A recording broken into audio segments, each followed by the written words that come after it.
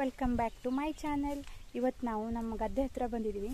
ಇಲ್ಲೊಂದು ಮಾವಿನ ಮರ ಇದೆ, ತುಂಬ ದೊಡ್ಡ ಮರ, ತುಂಬ ಚಗುಳಿ ಇದೆ. ಹಾಗೆ ಮಾವಿನ ಮಿಡಿ ಕೊಯ್ತಾ ಇದ್ದಾರೆ ಇಲ್ಲಿ. ಸೊ ಬಂದಿದ್ದೀವಿ, ತೋರಿಸ್ತೀನಿ ಬನ್ನಿ. ಇಲ್ಲಿ ಮಾವಿನಕಾಯಿಯನ್ನು ಕೊಯ್ತಾ ಇದ್ದಾರೆ ನೋಡಿ, ಎಷ್ಟು ತುದಿ ಹೆಣೆಯಲ್ಲಿ ನಿಂತ್ಕೊಂಡು ಕೊಯ್ತಾ ಇದ್ದಾರೆ. ಇದು ತುಂಬ ದೊಡ್ಡ ಮರ, ಇದು ನಮ್ಮನೆ ಮರನೇ. ಬಟ್ ಇದನ್ನ ಮರನ ಹತ್ತಿಸ್ಲಿಕ್ಕೆ ಸ್ವಲ್ಪ ಹೆದರಿಕೆ, ತುಂಬ ದೊಡ್ಡ ಮರ ಆಗಿರೋದ್ರಿಂದ. ಸೊ ನಮ್ಮೂರಿನ ಒಂದು ಮಾವ ಅವ್ರ ಮನೆ ಆಳಿನ ತಂದು ಇಲ್ಲಿ ಕೊಯ್ಸ್ತಾ ಇದ್ದಾರೆ ನೋಡಿ. ತುಂಬ ದೊಡ್ಡ ಮರ ಇದು.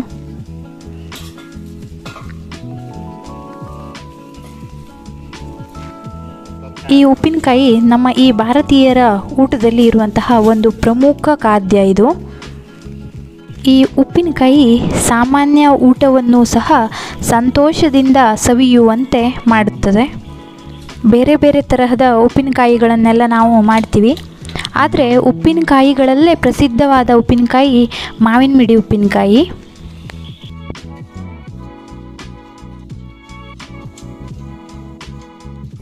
ಹಾಗೆ ಇದು ನೋಡಿ, ಇದು ಹತ್ತಿ ಮರ. ಇಲ್ಲಿ ಹತ್ತಿ ಕಾಯಿ ಮತ್ತು ಹಣ್ಣು ಎಲ್ಲ ಇದೆ. ಇದು ಹತ್ತಿ ಹಣ್ಣು ನೋಡಿ.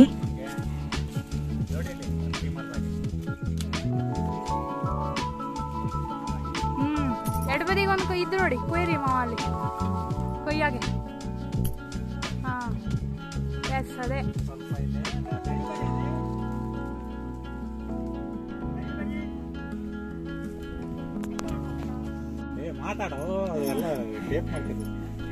ಮಾವಿನ ಮಿಡಿ ಕೊಯ್ತಾ ಇದೀಯಾ?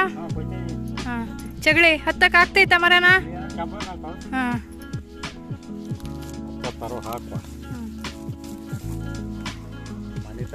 ಕೊಯ್ಯಲ್ಲೇ ದೊಡ್ಡ ಮರ ಚಗುಳಿ ಅಳಿ. ಈಗ ನೀವು ಕೊಯ್ಸ್ತಾ ಇದ್ದಿ ಈಗ ಆಳು ತಂದ್ಕೊಂಡು. ಹಾಂ, ಹಂಗೆ ಹೇಳ್ತಿ ಹಂಗಾರೆ.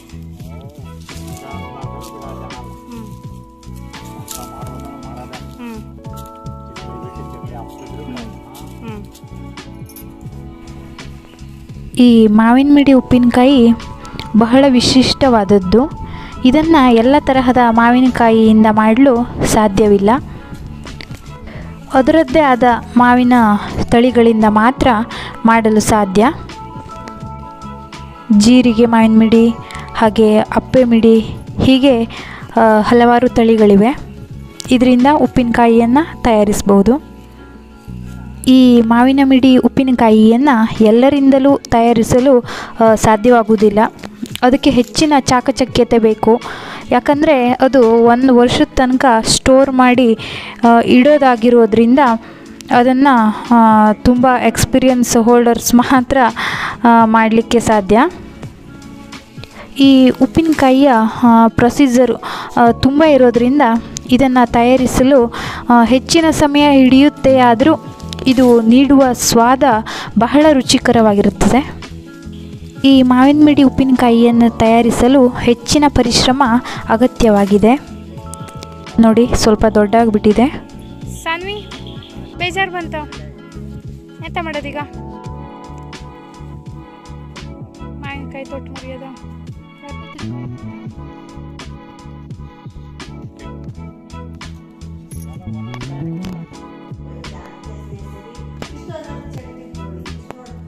ಮಾವ ಕೊಯ್ದು ಮುಗುತ್ತಾ ಮಾವಿನ ಮಿಡಿಯ?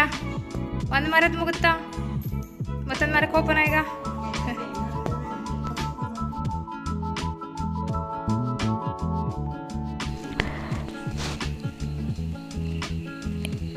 ಇಷ್ಟು ಮಾವಿನ ಮಿಡಿಗಳನ್ನು ಇವಾಗ ನಾವು ಕೊಯ್ಕೊಂಡು ಬಂದ್ವಿ. ಈ ಮಾವನೇ ನಮಗೆ ಕೊಯ್ದು ಕೊಟ್ಟಿರೋದು. ಹಾಗೆ ಅವ್ರು ಸ್ವಲ್ಪ ತೊಗೊಂಡೋದ್ರು, ನಮಗೆ ಸ್ವಲ್ಪ ಆಯಿತು. ಇವಾಗ ನಾವೆಲ್ಲ ಸೇರಿ ಇಲ್ಲಿ ಮಾವಿನ ಮಿಡಿಯನ್ನು ಕ್ಲೀನ್ ಮಾಡ್ತಾಯಿದ್ದೀವಿ. ಉದ್ದುದ್ದ ತೊಟ್ಟಿದ್ರೆ ಸ್ವಲ್ಪ ಗಿಡ್ಡ ಮಾಡ್ತಾಯಿದ್ದೀವಿ. ಮಾವಿನ ಮಿಡಿ ತೊಟ್ಟು ಯಾವಾಗಲೂ ಉದ್ದನೇ ಇರಬೇಕು ಸ್ವಲ್ಪ, ಅಂದರೆ ಪರಿಮಳ ಕೂಡ ಚೆನ್ನಾಗಿರುತ್ತೆ ಮತ್ತು ಮಾವಿನ ಮಿಡಿ ಕೂಡ ಚೆನ್ನಾಗಿರುತ್ತೆ ಅಂತ ಹೇಳ್ತಾರೆ. ನಾವೆಲ್ಲ ಸೇರಿ ಇಲ್ಲಿ ಕ್ಲೀನ್ ಮಾಡ್ತಾಯಿದ್ದೀವಿ ಮಾವಿನ ಮಿಡಿಗಳನ್ನು.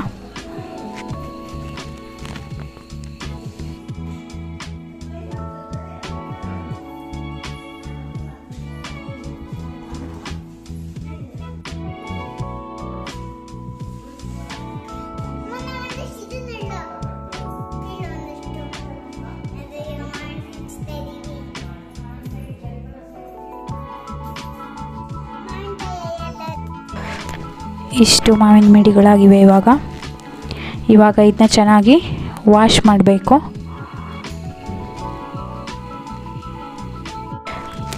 ಹಾಗೆ ನಮ್ಮ ಮನೆಗೆ ಒಬ್ಬರು ಮಾವಿನ ಮಿಡಿಯನ್ನು ತಂದು ಕೊಟ್ಟರು. ನಾವು ದುಡ್ಡಿಗೆ ತೊಗೊಂಡ್ವಿ. ಅದನ್ನು ಕೂಡ ಇಲ್ಲಿ ವಾಶ್ ಮಾಡ್ತಾಯಿದ್ದೀವಿ. ಎಲ್ಲ ಸೇರಿ ಇವಾಗ ಮಾಡ್ತೀವಿ, ಬಟ್ ಬೇರೆ ಬೇರೆನೇ ಮಾಡೋದು.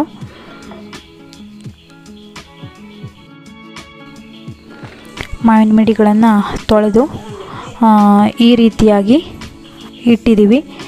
ನೋಡಿ, ನೀರು ಬಸಿಲಿ ಅಂತ ಚೆನ್ನಾಗಿ. ಇದು ಒಣಗಿದ ನಂತರ ಮಾವಿನಕಾಯಿಯನ್ನು ಉದ್ದಿ ಒಂದು ಪಾತ್ರೆಗೆ ಹಾಕ್ತಾಯಿದ್ದೀವಿ. ಅದು ಎಂತಕ್ಕೆ ಅದು ಮಾವಿನ ಸೊಪ್ಪು ಹಾಕೋದು ಹೋಳಿಗೆ?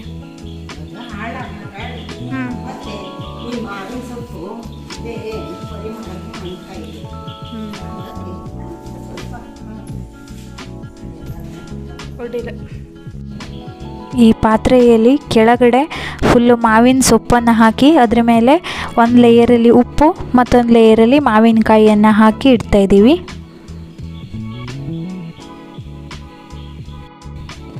ಈ ಥರ ಒಂದು ಲೇಯರಲ್ಲಿ ಉಪ್ಪು ಮತ್ತು ಒಂದು ಲೇಯರಲ್ಲಿ ಮಾವಿನ ಮಿಡಿಯನ್ನು ಹಾಕಿ ಅದ್ರ ಮೇಲೆ ಒಂದು ಗಟ್ಟಿಯಾಗಿರುವಂತಹ ದೊಡ್ಡದ ವಜ್ಜೆಯಾಗಿರುವಂತಹ ಕಲ್ಲನ್ನು ಹೇರಿ ಮುಚ್ಚಿ ಇಡ್ತೀವಿ. ಅದು ಯಾಕಂದರೆ ಅದು ಚೆನ್ನಾಗಿ ಮಾವಿನ ಮಿಡಿ ಚಟ್ಲಿ ಅಂತ ಈ ಥರ ಮಾಡಿ ಇಡ್ತೀವಿ.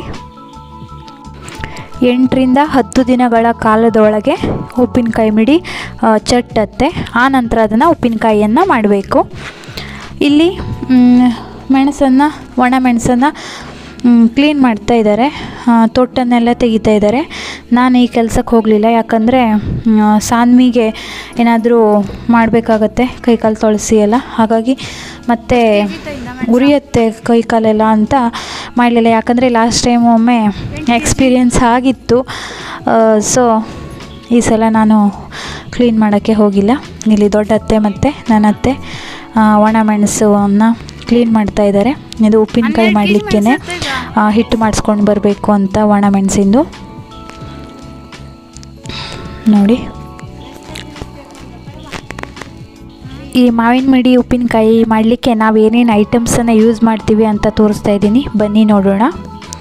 ಸಾಸಿವೆ, ಜೀರಿಗೆ, ಮೆಂತ್ಯ, ಒಣಮೆಣಸಿನ ಪುಡಿ, ಬೋಳ್ಕಾಳು, ಒಣಗಿದ ಸೂಜಿ ಮೆಣಸು, ಓಮು ಹಾಗೆ ಲವಂಗ. ಇವುಗಳನ್ನು ಇವಾಗ ಒಂದೊಂದಾಗೆ ಚೆನ್ನಾಗಿ ಫ್ರೈ ಮಾಡ್ಕೊಳ್ಳೋಣ. ಲೋ ಫ್ಲೇಮಲ್ಲಿಟ್ಟು ಇಲ್ಲಿ ನಾನು ಫ್ರೈ ಮಾಡ್ತಾಯಿದ್ದೀನಿ. ಕೆಲವೊಬ್ಬರು ಹಸಿ ಸಾಸಿವೆ ಮತ್ತು ಹಸಿ ಜೀರಿಗೆಯನ್ನು ಹಾಕಿ ಕೂಡ ಮಾಡ್ತಾರೆ. ನಾವಿಲ್ಲಿ ಫ್ರೈ ಮಾಡ್ಕೊಳ್ತಾ ಇದ್ದೀವಿ. ಸಾಸಿವೆ ಆಯಿತು. ಇವಾಗ ಪೆಪ್ಪರು, ಬೋಳ್ಕಾಳನ್ನು ಸ್ವಲ್ಪ ಫ್ರೈ ಮಾಡ್ತಾಯಿದ್ದೀವಿ. ಹಾಗೆ ಲವಂಗ, ಹಾಗೆ ಒಣಗಿದ ಅರಿಶಿನ ಕೊಂಬು ಕೂಡ ಹಾಕ್ತಾರೆ. ಓಮು ಫ್ರೈ ಮಾಡ್ತಾಯಿದ್ದೀವಿ. ಹಾಗೆ ಇವಾಗ ಸ್ವಲ್ಪ ಮೆಂತ್ಯ, ಇದನ್ನು ಚೆನ್ನಾಗಿ ಫ್ರೈ ಮಾಡ್ಕೋಬೇಕು. ಇದು ಒಣಗಿರುವಂತಹ ಸೂಜಿ ಮೆಣಸು, ಇದನ್ನು ಕೂಡ ಹುರ್ಕೊಳ್ತಾ ಇದ್ದೀವಿ. ಹಾಗೆ ಜೀರಿಗೆ, ಇವೆಲ್ಲ ಸೇರಿಸಿ ಪುಡಿಯನ್ನು ಮಾಡಿಟ್ಕೋಬೇಕು. ಇದು ನೋಡಿ, 10 ದಿನಗಳ ಕಾಲ ಚಟ್ಟಿರುವಂತಹ ಮಾವಿನ ಮಿಡಿ ಚೆನ್ನಾಗಿ ಚಟ್ಟಿದೆ 10 ದಿನದ ತನಕ. ನೋಡಿ, ಉಪ್ಪು ನೀರಿಂದ ಮಾವಿನ ಮಿಡಿಯನ್ನು ತೆಗೆದು ಇವಾಗ ಮಾವಿನ ಮಿಡಿಯನ್ನು ಚೆನ್ನಾಗಿ ಉಪ್ಪು ನೀರು ಇರದೇ ಇರೋ ಥರ ಮಾವಿನ ಮಿಡಿ ಮೇಲೆ ಚೆನ್ನಾಗಿ ಒರೆಸ್ಬೇಕು. ಒರೆಸಿ ಈ ಭರಣಿ ಅಂತ ಹೇಳ್ತೀವಿ ನೋಡಿ, ಇದರೊಳಗೆ ಮಾವಿನ ಮಿಡಿಯನ್ನು ಹಾಕಬೇಕು. ಭರಣಿ ಎಲ್ಲ ಒರೆಸ್ಕೊಂಡು ಇಲ್ಲಿ ನಾನು ಮಾವಿನ ಮಿಡಿಯನ್ನು ಒರೆಸಿ ಭರಣಿಗೆ ಹಾಕ್ತಾಯಿದ್ದೀನಿ. ಕಾಮನ್ನಾಗಿ ಮಾವಿನ ಮಿಡಿ 8 ರಿಂದ 10 ದಿನದೊಳಗೆ ಚಟ್ಟತ್ತೆ. ಆನಂತರ 12 ದಿನದಿಂದ 15 ದಿನದೊಳಗೆ ಉಪ್ಪಿನಕಾಯಿಯನ್ನು ಮಾಡಿ ಮುಗಿಸಬೇಕು ಅಂತ ಹೇಳ್ತಾರೆ. ನಮ್ಮ ಮನೇಲಿ ಅದೇ ರೀತಿಯಲ್ಲಿ ಮಾಡೋದು ನಾವು.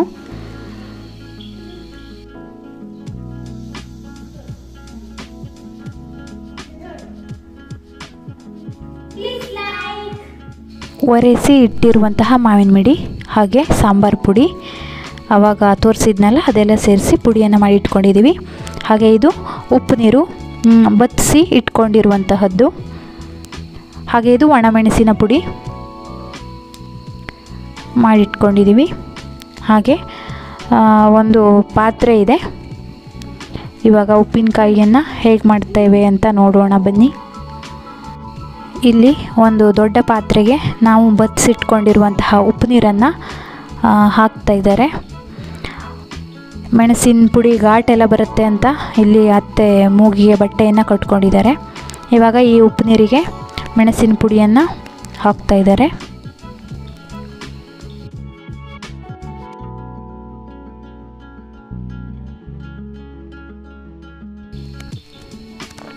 ಹಾಗೆ ಇವಾಗ ಸಾಂಬಾರು ಪುಡಿಯನ್ನು ಹಾಕ್ತಾ ಇದ್ದಾರೆ ನೋಡಿ.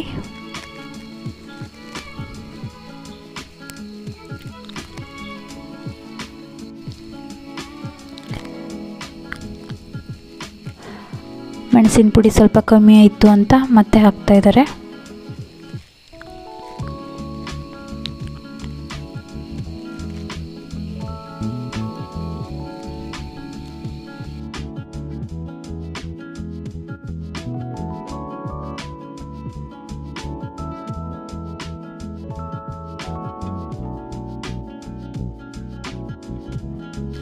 ಇವಾಗೆಲ್ಲ ಹಾಕಿದ್ದಾಗಿದೆ.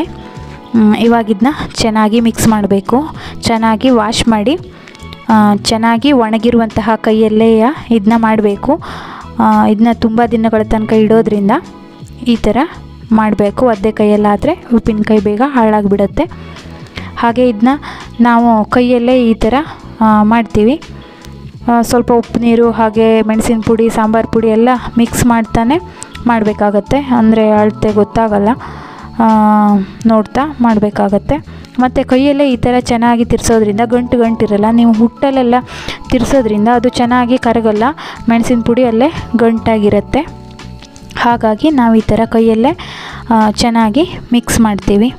ಬಟ್ ಕೈ ಆಮೇಲೆ ಸ್ವಲ್ಪ ಗಮಿಯತ್ತೆ, ಆದರೂ ಇದರೊಳಗೆ ಮಾಡ್ತೀವಿ. ಇಲ್ಲಿ ಸಾನ್ವಿ ಮೆಣಸಿನ ಪುಡಿಯನ್ನು ಹಾಕ್ತೇನೆ ಅಂತ ರಗಳೆ ಮಾಡ್ತಾಯಿದ್ಲು, ಅವಳೇ ಹಾಕ್ತಾ ಇದ್ದಾಳೆ. ಸಾಂಬಾರು ಪುಡಿ ಮೆಣಸಿನ ಪುಡಿ ಎಲ್ಲ ನೋಡಿ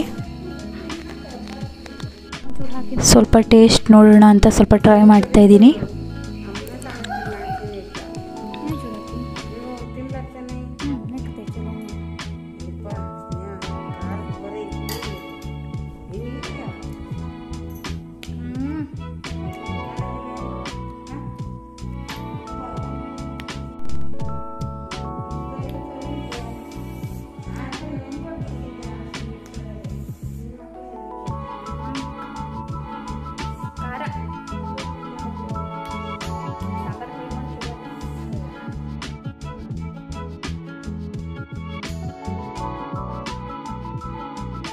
ಈ ಉಪ್ಪಿನಕಾಯಿಗೆ ಹಾಕಲಿಕ್ಕೆ ಮಾಡಿರುವಂತಹ ಸಾಂಬಾರು ಸ್ವಲ್ಪ ಖಾರವಾಗೇ ಇರಬೇಕು. ಅಂದರೆ ಆನಂತರ ಮಾವಿನ ಮಿಡಿಗೆ ಹಾಕಿದ ನಂತರ ಮಾವಿನ ಮಿಡಿ ಸ್ವಲ್ಪ ಹುಳಿ ಬಿಟ್ಕೊಳ್ಳುತ್ತೆ, ಹಾಗೆ ಖಾರನ ಮಾವಿನ ಮಿಡಿ ಹೀರ್ಕೊಳ್ಳುತ್ತೆ. ಹಾಗಾಗಿ ನಾವು ಸ್ವಲ್ಪ ಖಾರವಾಗಿಯೇ ಮಾಡ್ತೀವಿ. ಇವಾಗ ಉಪ್ಪಿನಕಾಯಿ ಸಾಂಬಾರು ಮಿಕ್ಸ್ ಮಾಡಿದ್ದೆಲ್ಲ ರೆಡಿಯಾಗಿದೆ ನೋಡಿ. ಈ ಹದದಲ್ಲಿ ಮಾಡಿದ್ದೀವಿ ನಾವು.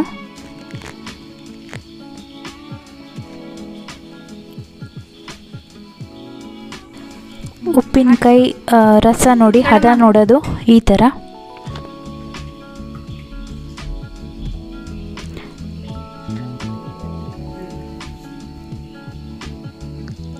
ಮಾವಿನ ಮಿಡಿ ಮೇಲೆ ರಸ ಈ ಥರ ಸರಿಯಾಗಿ ನಿಂತ್ಕೋಬೇಕು ನೋಡಿ. ಆವಾಗ ಉಪ್ಪಿನಕಾಯಿ ಸಾಂಬಾರದ ರಸ ಕರೆಕ್ಟಾಗಿದೆ ಅಂತ ಅರ್ಥ. ಕರೆಕ್ಟ್ ಆಯ್ತು ನೋಡಿ. ಮಾವಿನ ಮಿಡಿ ಹಿಡ್ಕೊಳ್ಳೋದು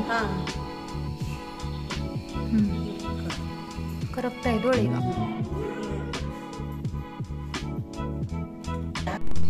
ಭರಣಿಯಲ್ಲಿ ಚಟ್ಟಿರುವಂತಹ ಮಾವಿನ ಮಿಡಿಗಳನ್ನು ಹಾಕಿಟ್ಕೊಂಡಿದ್ವಲ್ಲ, ಇದಕ್ಕೆ ಮಿಕ್ಸ್ ಮಾಡಿಟ್ಟಿರುವಂತಹ ಇವಾಗ ಉಪ್ಪಿನಕಾಯಿ ಸಾಂಬಾರನ್ನು ಈ ಭರಣಿಗೆ ಹಾಕ್ತಾಯಿದ್ದೀವಿ. ಇವಾಗ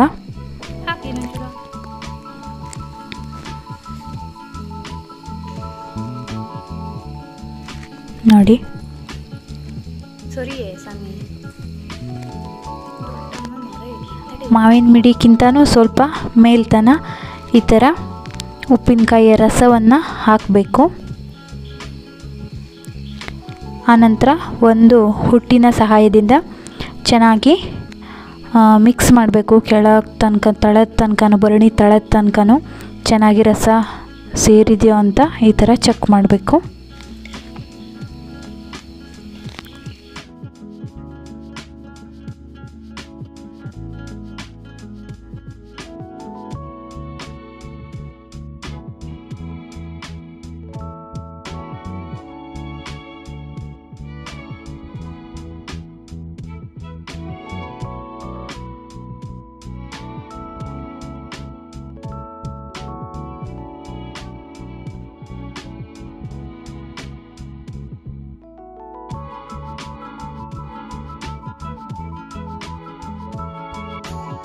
ಈ ಉಪ್ಪಿನಕಾಯಿಯನ್ನು ಮಿತವಾಗಿ ಬಳಸಿದರೆ ಬಲು ಆರೋಗ್ಯಕರ. ಈ ಥರ ಮುಚ್ಚಳನ್ನು ಹಾಕಿ ಇಡ್ತಾಯಿದ್ದೀವಿ. ಹಾಗೆ ಮತ್ತೊಂದು 15 ದಿನ ಬಿಟ್ಟು ಹುಟ್ಟು ಹಾಕಿ ತಿರುಗಿಸಿ ಮತ್ತೆ ಹೀಗೆ ಇಡಬೇಕು.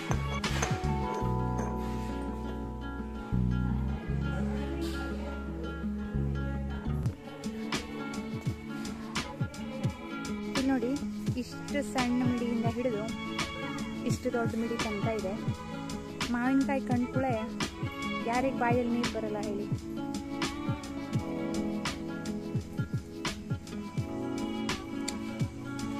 ಚೆನ್ನಾಗಿ ಹಿಡ್ಕೊಂಡಿದೆ.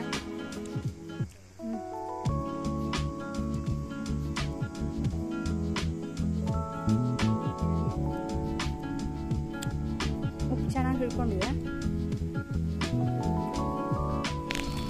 ಮುಚ್ಚಲು ಹಾಕಿರುವಂತಹ ಭರಣಿಗೆ ನೋಡಿ ಈ ಥರ ಬಟ್ಟೆಯನ್ನು ಕಟ್ಟಿ ಚೆನ್ನಾಗಿ ಇಡ್ತಾ ಇದ್ದೀವಿ. ಬೆಚ್ಚಗಿಡಬೇಕು ಇದನ್ನ. ಇಲ್ಲಿ ಅತ್ತೆ ಎಲ್ಲದನ್ನು ಇಡ್ತಾ ಇದ್ದಾರೆ. ಹಾಗೆ ನಾನಲ್ಲಿ ತೊಗೊಂಡೋಗಿ ಕೊಡ್ತಾ ಇದ್ದೀನಿ ಮೇಲ್ಗಡೆ ಎಲ್ಲ.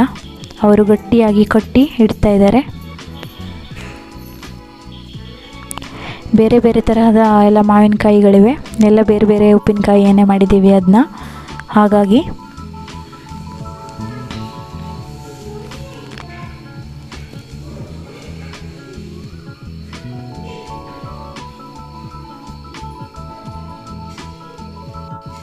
ಹಾಗೆ ಇಲ್ಲಿ ಸಾನ್ವಿ ಅಳ್ತಾ ಇದ್ದಾಳೆ ನೋಡಿ. ನಾನು ಮಲ್ಲಿಗೆ ಹೂ ಮುಟ್ಕೊಂಡಿದ್ದೆ, ಅದು ಬೇಕು ಅಂತ ಅಳ್ತಾ ಇದ್ದಾಳೆ. ಅವಳಿಗೆ ಹೂ ಅಂದರೆ ತುಂಬ ಇಷ್ಟ ನೋಡಿ.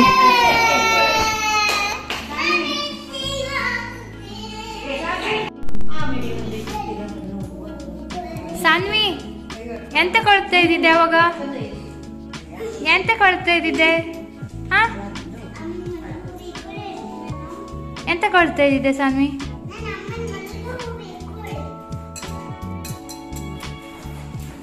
ಅಮ್ಮ ಎಂತ ಮಾಡಿದಿ? ಲೆಕ್ಕ ಮಾಡಿದ್ರು? ಸರಿ ಮಾಡಿದ್ರು? ಎಷ್ಟಿದ್ದು?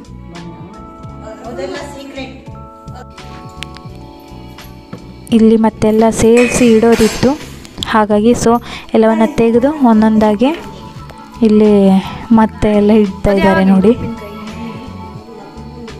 ಕರೆಕ್ಟಾಗಿ ಇಡ್ತಾ ಇದ್ದಾರೆ. ಚೆನ್ನಾಗಿ ಇಟ್ಕೋಬೇಕಲ್ಲ, ಹಾಗಾಗಿ ಸುಮಾರು ಬೇರೆ ಬೇರೆ ಬೆಚ್ಚಗೆ ಇಡಬೇಕು. ಇದನ್ನ ಬಾಯಿಯನ್ನು ಕಟ್ಟಿ ಅದ್ರ ಮೇಲೆ ಮತ್ತೆ ಕರೆಕ್ಟಾಗಿ ಮುಚ್ಚಿ ಒಂದು ಚೆನ್ನಾಗಿರೋ ಬಟ್ಟೆನ ಇಡಬೇಕು. ಅಪ್ಪಾಜಿನೂ ಹೆಲ್ಪ್ ಮಾಡ್ತು ಅಲ್ಲಿ ಪಾಪ.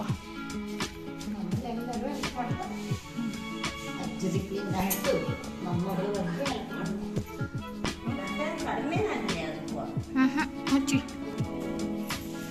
ನೀವು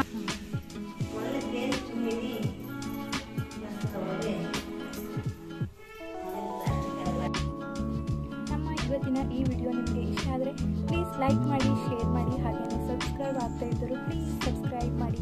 ಸಿಗೋಣ ಮುಂದಿನ ವಿಡಿಯೋ ಜೊತೆ. Take care, bye bye. Thank you for watching.